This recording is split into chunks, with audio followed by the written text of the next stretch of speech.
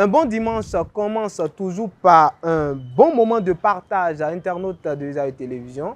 Bonjour à toutes et à tous et ravi de commencer cette journée avec la bonne humeur. Auprès de vous, Mouidine Lawani, bienvenue sur Nasouba Week. Au programme de ce numéro, dans la grogne matinale, nous revenons sur la polémique autour d'un arbre du quartier Arafat annoncé comme abattu, mais toujours debout. Selon les constats que pense la population, on va suivre tout à l'heure nos reporters dans la Minute Évangile ce matin. Le frère Justin Kassoui, chrétien catholique, partagera avec nous le message de l'évangile de ce week-end. L'évangile de ce dimanche est tiré de Matthieu 10, 37 à 42. Après l'évangile matinal, le zapping, on va marquer une pause pour suivre le zapping et on reviendra dans Yébou. Dans cette rubrique, on va annoncer les couleurs de vacances inoubliables avec Hermine Fadéignon, membre de la cellule de l'organisation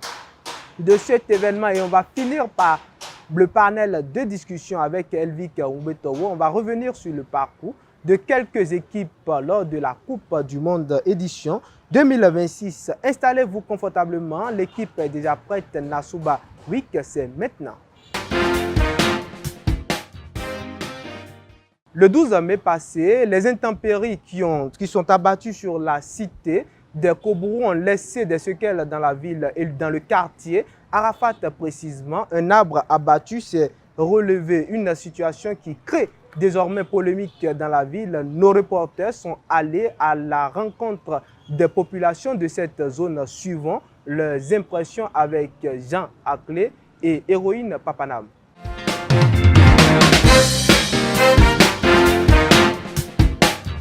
Paraît-il qu'il a une femme qui est sortie dedans, tout blanc. Et le sueur a pourchassé la femme et il a dormi avec la femme. C'était suite à une pluie un peu intense qui a eu lieu il y a à peu près une 2 semaines déjà de cela. Donc bon, moi je me suis réveillé un matin, on avait l'habitude de prendre la bouillie là. Donc nous sommes allés, nous avons constaté que l'arbre n'était plus debout. Les gens parlent de l'arbre, que c'est la sorcellerie, c'est quoi.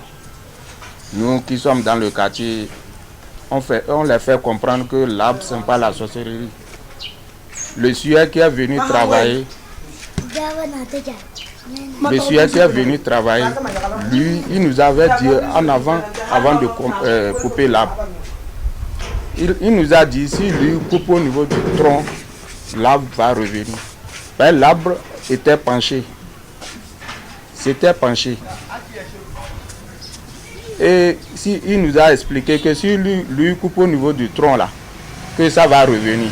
Le tronc reste là, la cuisse là va revenir. Les racines là vont revenir quoi. Et on a dit, donc si c'est ça, il n'a qu'à couper les branches. Et ça va bien tomber. Si ça penche bien là, il peut terminer le travail. C'est ça qu'il a fait. Et ça restait quelques petits morceaux là, c'est ça qui calait ça. C'est la partie là, il a coupé, l'arbre est revenu. Sinon, ce n'est pas une sorcellerie.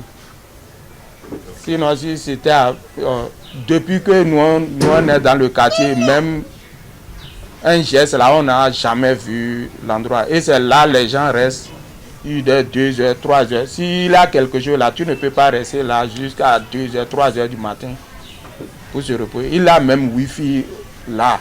Les gens restent là. Même un bruit, on n'entend rien. S'il a de sorcellerie là-bas, même le sueur là même ne peut pas démarrer la machine au niveau de l'arbre là. C'est la même si là, il a travaillé avec jusqu'à la fin. Il n'a pas eu ça là. Il démarre, ça démarre. Mais l'arbre qui est satanique, oh non, il ne peut pas même démarrer la machine. Il démarre la machine, ça va se teindre.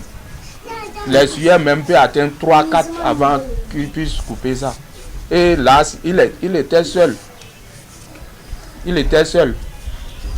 Mais nous, on était à côté, on le suivait. Ben, rien. Il n'y a rien de mystique. Hein. Moi, ce que moi j'ai constaté seulement d'après mes analyses, c'est qu'il y avait des branches qui pesaient d'un côté.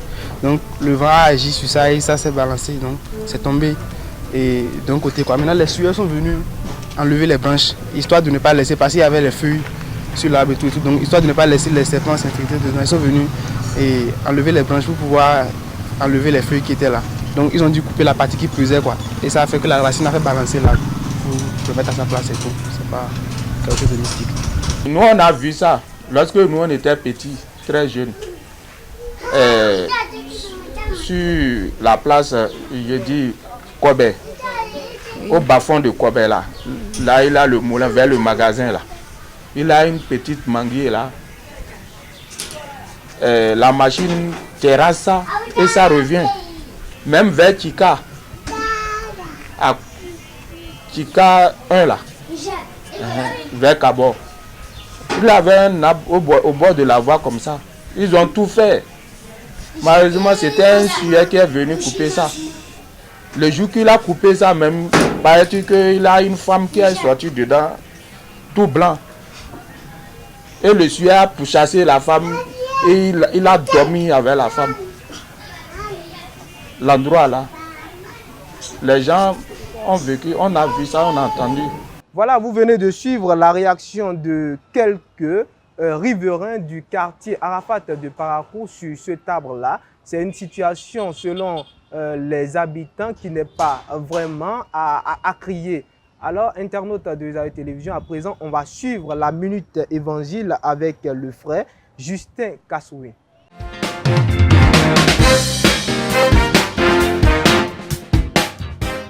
Comme je l'ai annoncé, internautes de Zayo Télévision, l'évangile de ce matin est tiré du livre de Matthieu 10, 37 à 42. Et celui-là qui vous présente l'évangile ce matin, un visage qui n'est pas méconnu, surtout pour vous, c'est le frère Justin Kassoui. C'est bien ça, bonjour. Oui, c'est bien cela. Bonjour, Willy. Alors, vous êtes réveillé en forme ce matin? Très bien, grâce Alors, à Dieu. le livre de ce matin est tiré de l'évangile, autant pour moi, de ce matin est tiré de quel livre?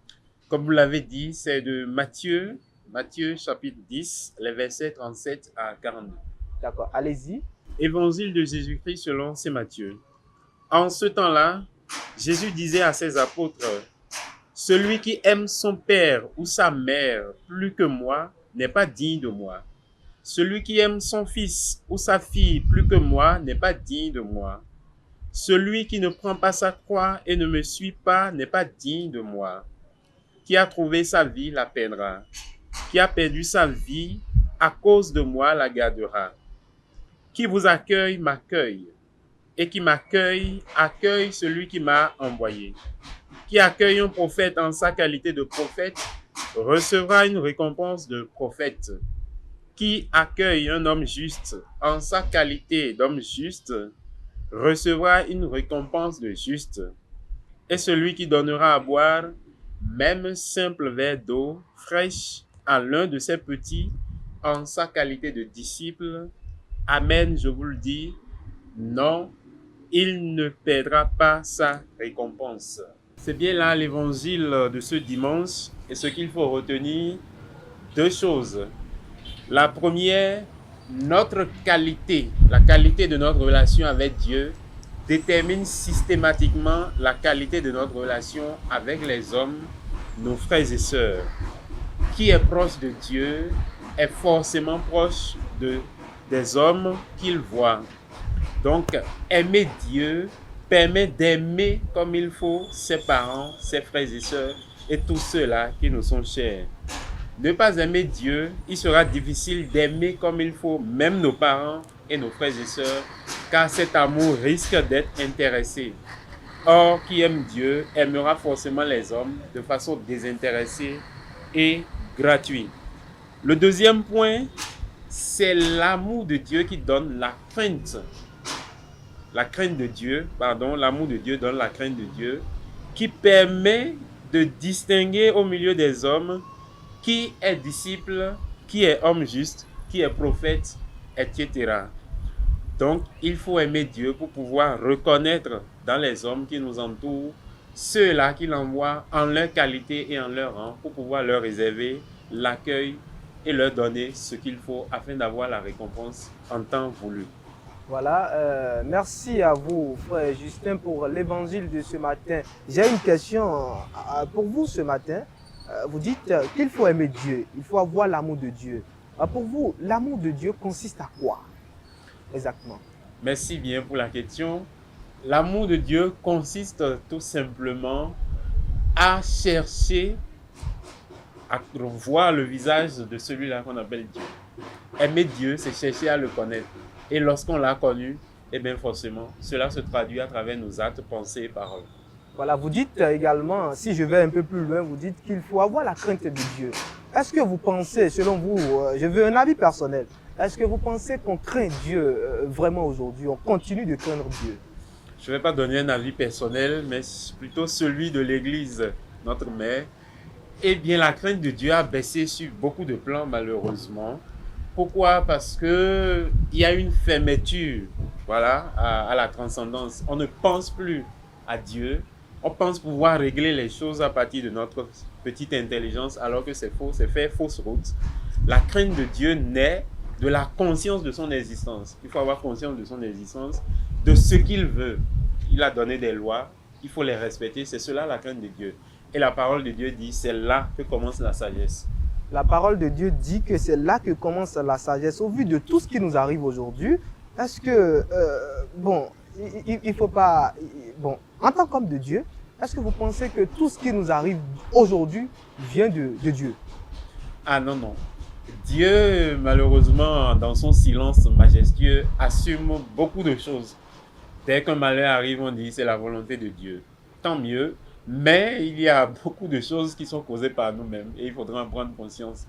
On les règle et on pourra identifier ceux-là qui ne dépendent pas de nous et les assumer avec la foi. Voilà une dernière question. On s'est beaucoup éloigné de Dieu, hein, d'après ce qu'on entend. Ceux-là qui sont passés avant nous, ou les générations avant nous, sont beaucoup plus proches du divin. Aujourd'hui, on ne l'est pas vraiment.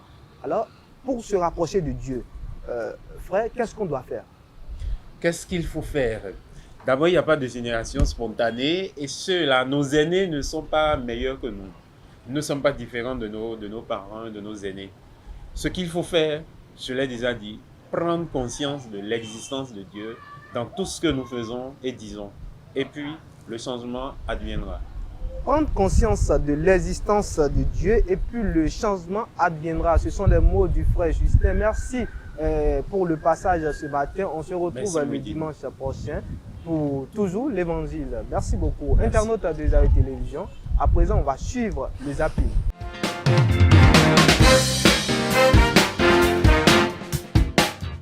Je fais la terminale A1. D'accord. Quel est le nom de l'actuel maire de la ville de Parakou? Comment il s'appelle? Je ne le connais pas. Je ne connais pas son nom. Tu ne connais pas son nom? Et c'est qui l'actuel président de l'Assemblée nationale? Et Zulkifilou Zakari. J'ai dit président de l'Assemblée nationale. Oui. Zulkifilou Zakari. Tu es sûr? Oui. D'accord. Alors, il faut me citer 4 figures de style que tu connais en français. Nous avons la litote, l'hyperbole, et la personnification et l'allégorie. C'est quoi la personnification? La personnification, c'est une figure de style qui consiste à désigner une personne. Tu es sûr que c'est juste comme ça? Bon. À désigner une personne seulement? Oui. C'est ça l'explication qu'on vous a donnée en classe. Ok, donne-moi un exemple. Bon.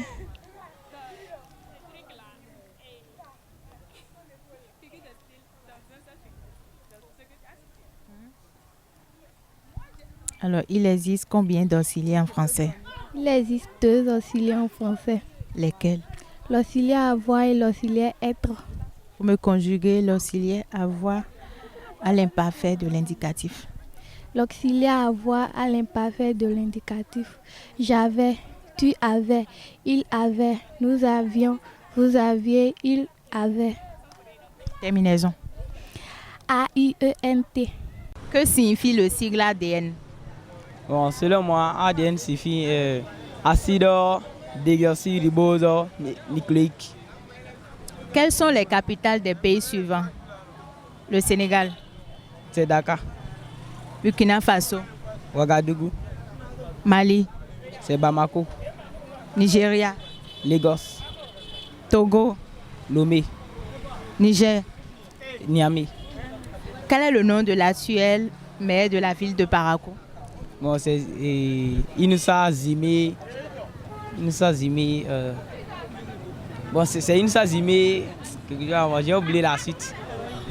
Quel est le plus long fleuve du Bénin? Ouémé.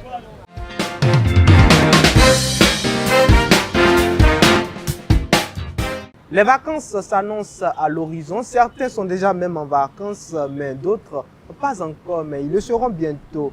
Et à Parakou ici, pour vous, les parents qui cherchez des cadres pour vos enfants, envie de se divertir, et on concocte pour vous les vacances inoubliables. Et pour en parler, on a sur ce plateau Hermine Fadéon, membre de la cellule de l'organisation de cet événement. Elle est déjà avec nous. Bonjour. Bonjour, monsieur. Voilà, veuillez vous présenter à nos internautes. Madame, bonjour. Bonjour à tous et à toutes. Je suis Hermine Fadéon, assistante de direction de la société DKC Group, membre de la cellule d'organisation des vacances inoubliables. Voilà, pour commencer, la société KCB. DKC. DKCB. La société DKCB, qu'est-ce que ça veut dire? Bon, je dirais que DKC, c'est un slogan. C'est le diminutif du nom et du prénom du promoteur de la société qui est Monsieur Jossou Kamambino Cham, donc DKC. Voilà, merci beaucoup. Puisqu'il faut le savoir, il faut bien savoir de quoi il s'agit. Maintenant, on parle des vacances inoubliables. Vacances inoubliables pour vous ou pour l'organisation, qu'est-ce que ça sous-entend? Pour l'organisation Vacances inoubliables, tout d'abord, c'est un événement qui regroupe plusieurs enfants de la ville de Parakou. Qui rassemble les enfants? Oui, qui rassemble les enfants de la ville de Parakou. Ils se retrouvent dans un cadre convivial, sain, où ils pourront développer des compétences sans oublier le côté éducatif sur lequel nous mettons plus l'attention pendant ces moments avec ces enfants. Voilà, c'est énorme. On est à la 6e édition de l'événement. Quel bilan faites-vous des 5 événements passés, des 5 éditions passées? Le bilan que nous faisons des 5 éditions passées est positif, puisque chaque année, nous accueillons plus de participants. Donc chaque année, le nombre des enfants augmente, ce qui veut dire que les parents accordent de l'intérêt à notre événement. Et dites-moi, quel est l'objectif principal ou les objectifs de cette colonie de vacances? Les objectifs, tout d'abord, c'est d'offrir un cadre sain d'épanouissement aux enfants pendant les vacances. Les enfants sont suivis et accompagnés par des encadreurs dévoués formés à cette tâche. Donc, ils sont mis dans des conditions éducatives et sociales qui leur permettent également d'être développés comme nous. Voilà, l'événement aura lieu du 1er au 8 août, c'est bien ça? Oui. Et quelles sont les activités prévues? Comme première activité, je l'avais dit préalablement, nous nous imposons plus sur l'éducation des enfants. Donc la première activité phare de Vacances inoubliables, c'est d'aider les enfants qui sont en difficulté de lecture, d'écriture. Donc nous les mettons à disposition des documents, un maître qui les entretient dans ce cadre. Pour des enfants qui ont des difficultés en lecture, il y a quelqu'un qui les aide en lecture, les écritures également. Nous faisons également de la poterie, de la danse, de l'informatique, l'initiation à l'informatique également. Et nous les mettons aussi à disposition un dessinateur qui vient pour les apprendre les bases du dessin et tout, et plein d'autres choses également. Et quel est l'âge, voilà, l'âge ciblé, ou quelles sont les catégories d'enfants que vous ciblez pour ces colonies de vacances? Les enfants, tous les enfants, sans distinction d'âge, sans distinction de sexe également, filles comme garçons, de 5 ans à 17 ans. Mais depuis plusieurs années, nous avons commencé à accueillir des enfants de 3 ans. Donc, je dirais au plus de 3 ans à 17 ans, les enfants sont les bienvenus à vacances inoubliables. Ce qui m'intéresse beaucoup mieux, bon, vous avez su vous rattraper, hein, comme vous avez dit, tous les enfants inclus. Je suis enfant également, ça veut dire que je peux participer. Voilà, vous avez parlé des enfants de 3 ans. Voilà, les enfants de 3 ans, vous les apprenez quoi? Bon, par exemple, les enfants de 3 ans, nous avons une encadreuse qui est là spécialement pour eux, avec qui, et celle, non.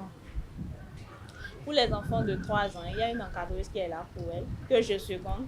Donc pour ces enfants, nous leur apprenons, parce que la plupart de ces enfants ont du mal, par exemple, à se détacher de leur maman, d'autres ont du mal à rester à la maternelle. Pour la plupart, à la rentrée, ils doivent se rendre à l'école. Donc, nous les essayons de les mettre dans un cadre qui leur permet d'avoir une confiance de soi, de se développer, ne pas avoir peur d'aller.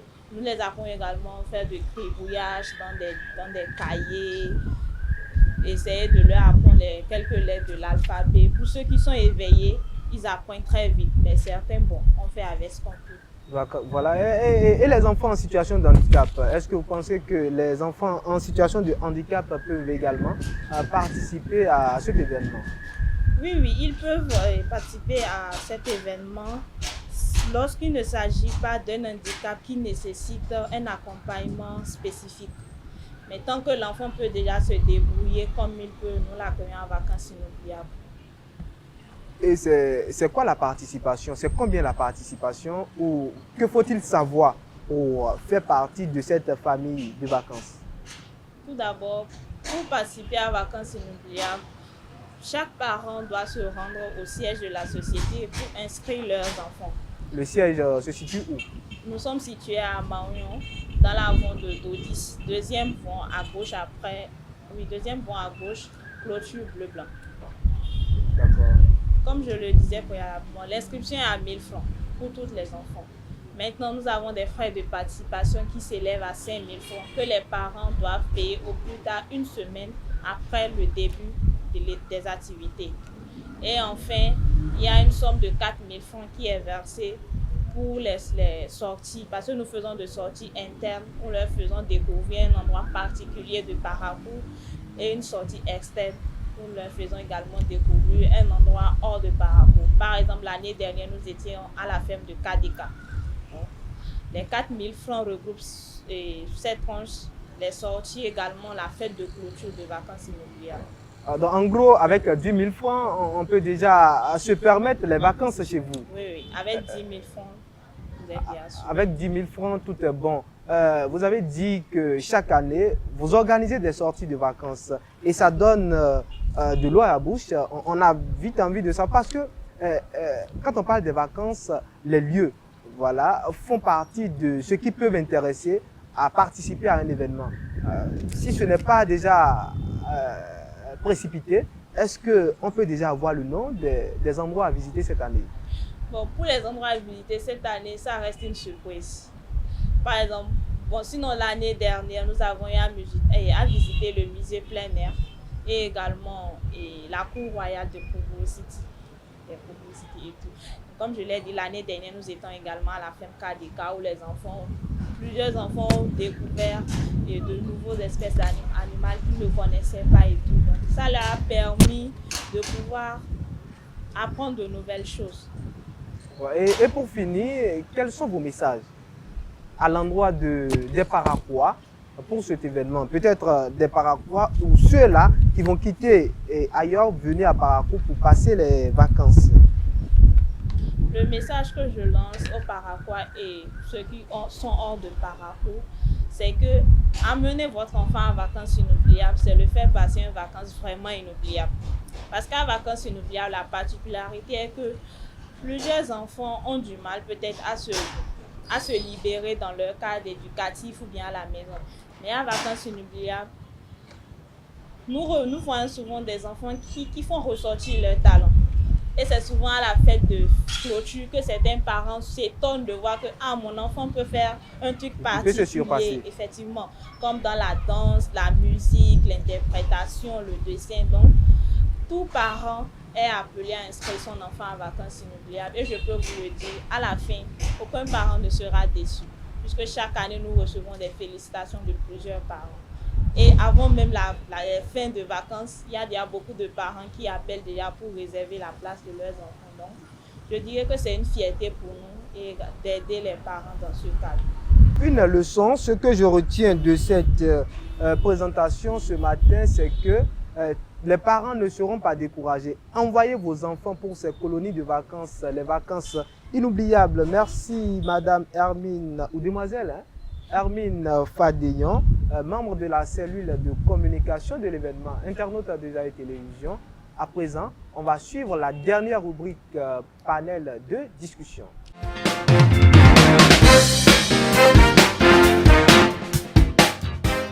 La Coupe du Monde édition 2026, co-organisée par les États-Unis, le Mexique et le Canada, évolue bien. Internaute de Zaï Télévision. Les équipes qualifiées, certaines nations sont désormais qualifiées et d'autres non. Pour la participation des pays africains lors de cette grande fête internationale, j'ai sur ce plateau Elvik Ongbetowo. Bonjour Elvik. Bonjour Moudine Lawani. Elvik Ongbetowo, ensemble on va parler ce matin de quelques pays, notamment les pays africains lors de cette Coupe du Monde édition 2026. Elvik, la participation des équipes de chez nous, de l'Afrique en cette Coupe du Monde, qu'est-ce que vous pouvez dire? D'abord, je pense que je l'avais déjà dit il y a un peu longtemps déjà, c'est une première pour l'Afrique d'être représentée par 10 nations sur la scène mondiale. Donc c'est à féliciter. C'est une joie pour nous de voir beaucoup de nos frères africains, qu'ils soient de couleur blanche ou noire, et monter sur la scène mondiale pour donner notre football, pour montrer de quoi nous sommes capables. Quand bien même le Bénin n'est pas qualifié, je vais dire que les autres nations de la sous-région, Côte d'Ivoire, le Ghana et autres, nous représentent valablement là-bas. Donc c'est bien de voir les nations africaines évoluer bien, très bien même, dans cette Coupe du Monde pour le moment. C'est bien de voir les nations de chez nous évoluer dans cette Coupe du Monde. Elvik, on va parler très rapidement de l'équipe de la Côte d'Ivoire, une équipe qui est proche de nous ici. Qu'est-ce que vous pensez en général de la prestation de cette équipe des éléphants à la Coupe du Monde? En quelques mots, je vais le dire avec les mots qu'a utilisé la page officielle de la Coupe du Monde. Ils ont joué le football de chez eux. Ils ont joué le football de l'Afrique. Ils ont joué le foot de rue. Le foot qui amène loin. La Côte d'Ivoire impressionne. Tout comme les 2 dernières éditions de la CAN, la Côte d'Ivoire s'est bien illustrée à cette Coupe du Monde avec d'abord un match de début qui nous a émerveillés, qui nous a impressionnés avec une victoire pour leur début. Le deuxième match n'a pas été vraiment ce qu'on voulait avec Adingra qui a raté, si on peut le dire. Ça arrive à tous les attaquants. Oui, à tout le monde d'ailleurs. À tout le monde a raté une occasion assez cruciale pour relancer le match. Et leur dernier match, où ils ont encore fait une victoire, 1-0 contre Curaçao. Et la Côte d'Ivoire, la nation la plus proche de nous, si je peux le dire, se trouve à la phase à élimination directe en 16e de finale. Je pense que c'est à féliciter. Les éléphants de la Côte d'Ivoire, vraiment félicitations. Ils ont fait un excellent parcours jusque-là. Ils ont fait un excellent parcours jusque-là. La Côte d'Ivoire n'est pas la seule équipe qui impressionne lors de cette CAN. Il y a une équipe également dont je veux parler avant de rebondir sur les autres équipes. L'équipe du Maroc, les Lions de l'Atlas, encore comme on le sait déjà, impressionne également dans cette compétition. Effectivement, avec Bono pour certaines personnes, Brahim Diaz, Achraf Hakimi, Ayoub, ils ont tous fait un excellent boulot, un très bon travail. Le Maroc, si on peut le dire avec le Sénégal, là jusque-là maintenant, c'est pas vraiment qui est le champion d'Afrique.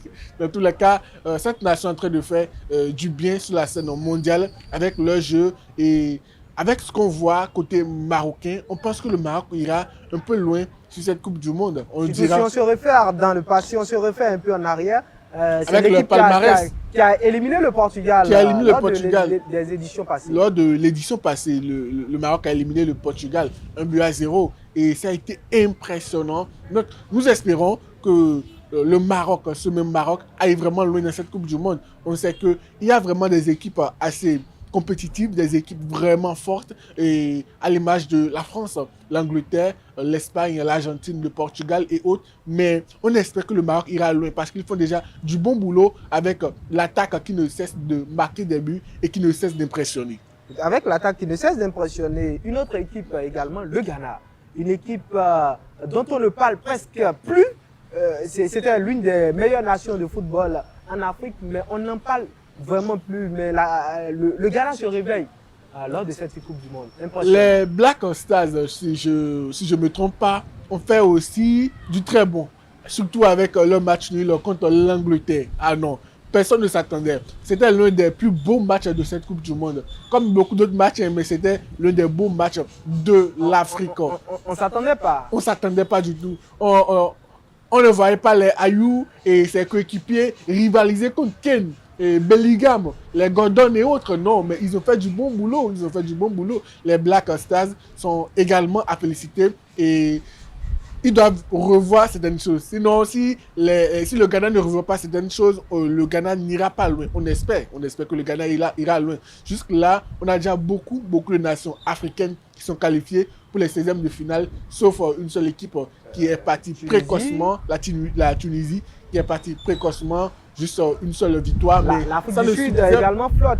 Oui, ça ne suffisait pas. Il y a d'autres nations qui flottent également. Mais juste là, beaucoup de nations, plus de 7 nations sont déjà qualifiées pour les 16e de finale sur 10. Donc c'est excellent, c'est très bien pour l'Afrique. Qualification pour les 16e de finale. Une équipe impressionne véritablement lors de cette Coupe du Monde, c'est l'équipe des Cap-Verdiens. Cette équipe m'intéresse beaucoup. C'est une équipe à qui on n'a même pas l'espoir. Pour moi, quand j'ai vu le Cap-Vert se qualifier pour la Coupe du Monde, je me suis dit que c'est une équipe qui ira partager les points. Mais il nous montre autre visage. Disons que vous les attendez à un point A, mais eux, ils étaient déjà à un point D. Les Cap-Vert, je pense que c'est leur première participation à une Coupe du Monde. Et pour une première, ils sont en train d'impressionner. Avec déjà un match nul, un autre match nul. Et ils sont en train d'aller doucement jusqu'à se qualifier. Je pense que le Cap-Vert fait un bon boulot avec une première qualification, notamment avec un gardien, n'oublions pas, un gardien qui est décisif, un gardien qui fait de très beaux arrêts. Et son dernier match, il a fait 2-2. Au début, on ne le voit pas trop dans le match, mais il est revenu plus tard, même après que le score, ils étaient menés. Comme ils étaient menés au score, il est revenu dans le match, il était bien. Et je pense qu'il impressionne aussi comme le gardien mexicain Ochoa qui nous a émerveillés par le passé. Donc, en matière de goalkeeper, en matière de gardien, lors de cette édition de la Coupe du Monde, c'est le gardien cap-verdien qui émerveille, qui fait des surprises. Il fait beaucoup de surprises. Je pense que cette Coupe du Monde, c'est la Coupe du Monde des gardiens. Hein? Ils impressionnent, tous les gardiens pratiquement impressionnent lors de cette édition. À part le gardien uruguayen qui accumule les erreurs. Dommage, cette équipe de l'Uruguay est éliminée. On va parler également, assez parler de l'Afrique, on va aller un peu plus haut. Elvik Mbetowo, lors de cette Coupe du Monde, quelle équipe vous déçoit? Vous n'avez pas placé beaucoup d'attentes en ces équipes, mais qui vous déçoivent? C'était la Tunisie. La Tunisie, on espérait du bien de la Tunisie. Et la Tunisie a éliminé précocement, je l'avais dit, donc on oublie la Tunisie et on vient sur le Sénégal. Le Sénégal est qualifié pour les 16e de finale, oui, mais le Sénégal n'a pas fait un bon boulot comme on le voulait. Le Sénégal, que nous on prenait comme le champion d'Afrique, le Sénégal, qui, en Coupe d'Afrique des Nations... Les Lions de la Teranga ne se sont toujours pas encore réveillés. Pas du tout. Il y a encore le lion qui dort et jusque-là, on ne le voit pas. On méconnaît Sadio Mané. On méconnaît Sadio Mané, on méconnaît ses coéquipiers, on méconnaît ses collègues qui nous font émerveiller lors des CAN. Et là, on voit le Sénégal avec un premier match qui n'a pas marché, une défaite. Deuxième match, défaite. Un troisième match. Il se muscle sur l'adversaire. Qui était en infériorité numérique. Et c'est de là ils ont marqué jusqu'à 5 buts. Une première pour une nation africaine aussi. Parce que de toutes les coupes du monde, c'est le Sénégal, le seul pays à avoir marqué 5 buts dans une coupe du monde. Et là, le Sénégal se qualifie avec notamment le match nul de l'Égypte et de l'Iran. C'est le match qui les a sauvés d'ailleurs. On imaginait un peu le scénario. Le match qui a failli basculer également Oui, parce que l'Iran a égalisé à la dernière minute avant de voir son but refusé. Son but refusé. Donc c'est ça que je disais. On imaginait un peu le scénario si l'Iran marquait, si l'Iran gagnait l'Égypte. Donc le Sénégal jusqu'à l'heure actuelle nous déçoit. Donc nous espérons revoir un Sénégal avec vraiment des lions qui vont dompter, avec des lions qui vont aller de l'avant, des vrais lions de la Teranga. Et l'autre équipe surprise de l'Afrique, je ne vais pas vous mentir, c'est la Côte d'Ivoire. Je l'avais déjà dit au début, la Côte d'Ivoire nous émerveille. La Côte d'Ivoire nous émerveille. Donc on espère le Sénégal de retour sur la scène mondiale. Est-ce que vous pensez qu'un pays africain peut déjà se dire je peux remporter cette Coupe du Monde? Avec ce qu'on voit, les équipes africaines donnent beaucoup. Les équipes africaines iront loin. Je ne peux pas dire qu'une nation africaine... L'objectif pour une Coupe du Monde, c'est quoi? C'est de gagner la Coupe. C'est ramener la Coupe à la maison. Donc, les nations africaines qui se sont qualifiées ont pour objectif de ramener la Coupe en Afrique. Donc, mais à chaque fois que ça évolue, ça devient plus difficile. Compliqué, normal. C'est comme vous avez commencé l'école. Les cours préparatoires, les cours d'initiation sont faciles. Mais à chaque fois que vous évoluez jusqu'à l'université, ça devient de plus en plus compliqué. Donc c'est pareil, les phases à éliminatoires directes viennent de commencer. Ça va être compliqué jusqu'à ce qu'on retrouve une nation africaine par chance en finale. Merci, donc nous espérons beaucoup. Les pronostics jusque-là, quelle équipe voyez-vous remporter la Coupe du Monde? On mise beaucoup pour le moment, c'est l'Angleterre qui donne beaucoup. L'Angleterre et la France. Ces deux nations font très bien leur boulot jusqu'à là. D'accord, merci à vous Elvik Oumbetowo. Certains pensent pareillement et d'autres peut-être non, mais il faut reconnaître que cette équipe française a du culot. Ils ont de quoi vendre. Merci à vous Elvik Oumbetowo pour l'actualité internationale, internaute de Isaïe Télévision. Merci d'être resté avec nous jusqu'au bout. Nasuba Week de ce dimanche, stop et fin. On se retrouve le dimanche prochain pour un nouveau numéro.